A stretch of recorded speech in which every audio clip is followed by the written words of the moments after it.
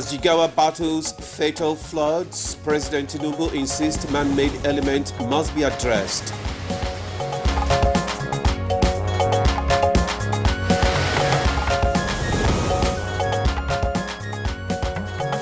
Federal government approves upward review of Nigeria passport fees.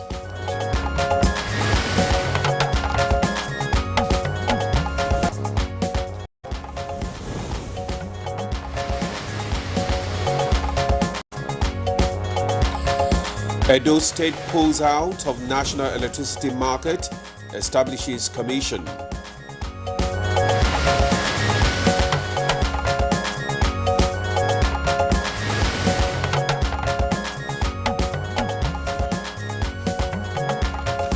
On Good Morning Nigeria today, our focus is on achieving food security in the country.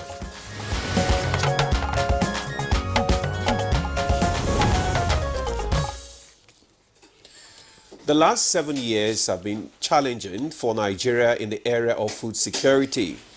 Industry players insist the situation has been more intense this year. Indeed, Ademola, the reports have shown that many states did quite badly on the country's food production index. For instance, more than 4.7 million people in Borno, Adamawa, and Yobe states experienced severe food insecurity in March. Yes, Victor, and later in May this year, there were also reports that the food inflation rose to 40.53%, driven by factors including currency depreciation and high transportation and import cost. Well, let's also recall a recent report on the impact of floods in 10 states and an impending food shortage. Now, these all suggest that Nigeria must urgently take steps to check food shortage. And this is more urgent because the zero hunger target set by the UN SDGs goals number 2 is just 6 years away.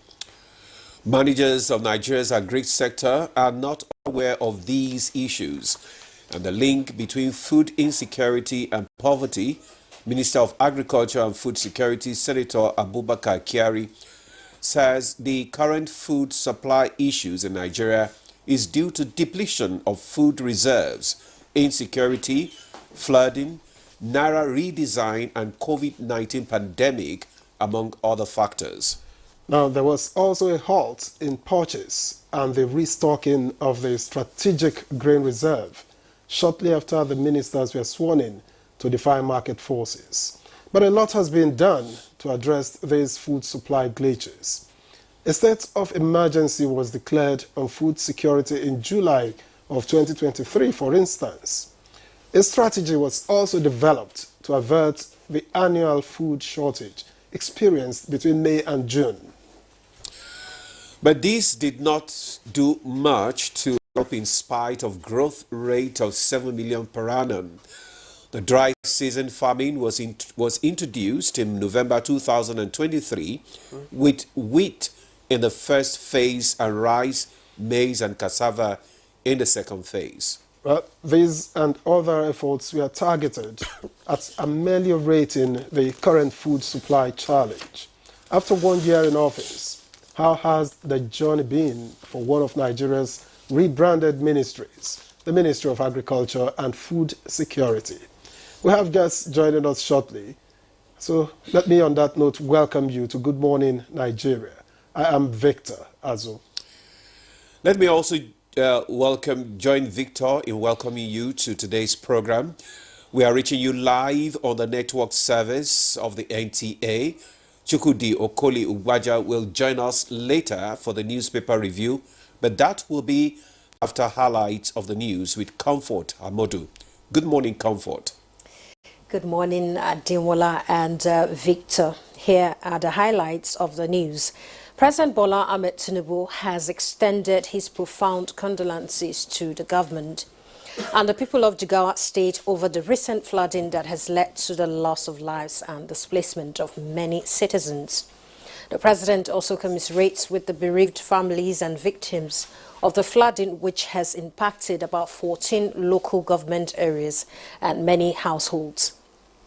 In a statement signed by Special Advisor to the President on Media and Publicity, Ajuri Ngilali, the President states that recurring environmental disasters underscore the urgency of sustaining measures to address climate change and its perils, as well as remove man-made elements to the challenge. And the federal government has approved an upward review of fees for the Nigerian passport. In a statement by Public Relations Officer of the Nigerian Immigration Service, Kenneth Udo, the new fees, which take effect from September 1st, 2024, is part of efforts to maintain the quality and integrity of the Nigerian standard passport.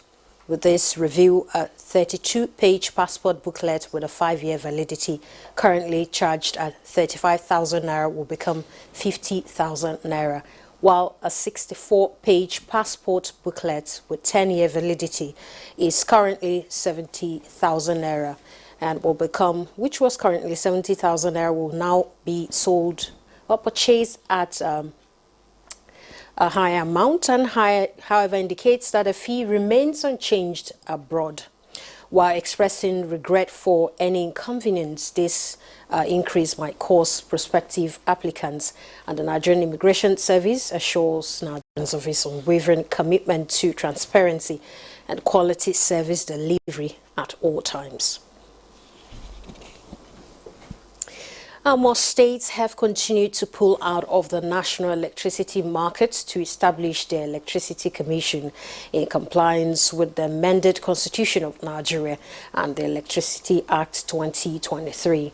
Edo State is the latest sub-national to pull out of the national electricity market as the Nigerian Electricity Regulatory Commission issues an order transferring regulatory oversight of the electricity market in the state.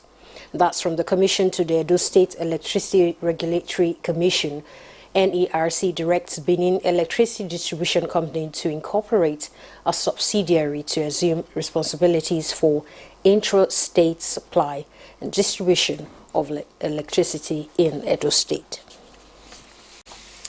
Away from that, the High Court sitting in Makurdi has granted an ex parte application barring the National Working Committee of the Governing All Progressives Congress from removing members of a state working committee in an interim judgment. A judgment of a 9-man state member working committee led by its chairman, Augustine Agada, was recognized as the genuine officials of the party with full rights to exercise functions as may be required by the party at the state level. Meanwhile, in a swift action, the National Working Committee has sworn in a 6-member committee led by Benjamin Omale to oversee the party affairs in the next 6 months and ensure the conduct of primaries for chairmen and councillors in the forthcoming local government polls in the state. Of 7-man caretaker committee to run the affairs of the party for the next 6 months.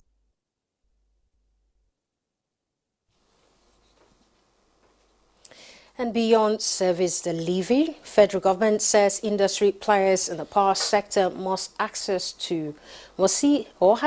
to electricity as a fundamental right of everyone in the country.